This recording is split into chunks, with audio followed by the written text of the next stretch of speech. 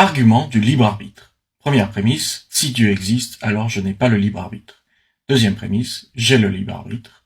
Conclusion, donc, Dieu n'existe pas. Défense de la première prémisse. Par définition, Dieu est omniscient. C'est-à-dire que quel que soit X, Dieu connaît X. En particulier, Dieu connaît le futur. C'est-à-dire qu'il y a 500 ans, Dieu savait que j'allais enregistrer cette vidéo.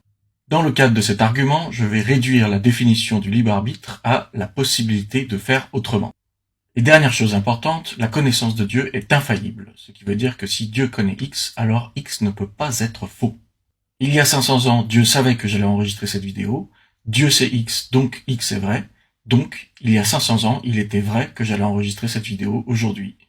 Ce qui veut dire que je n'ai pas la possibilité de faire autrement qu'enregistrer cette vidéo aujourd'hui. Ici, certains d'entre vous vont me dire « Attends, mais tu as toujours la possibilité de faire autrement. Dans le cas où tu n'aurais pas enregistré cette vidéo, il y a 500 ans, Dieu aurait connu ce fait-là plutôt que l'inverse. Sauf que je ne peux pas, par le simple pouvoir de ma volonté, changer ce que Dieu savait il y a 500 ans.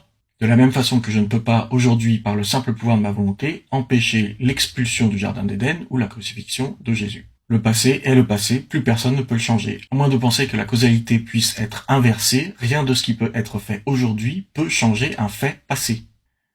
Défense de la deuxième prémisse. Il existe au moins un être humain qui a le libre arbitre, puisque j'aurais pu faire autrement que d'enregistrer cette vidéo aujourd'hui, et d'ailleurs je peux toujours choisir de ne pas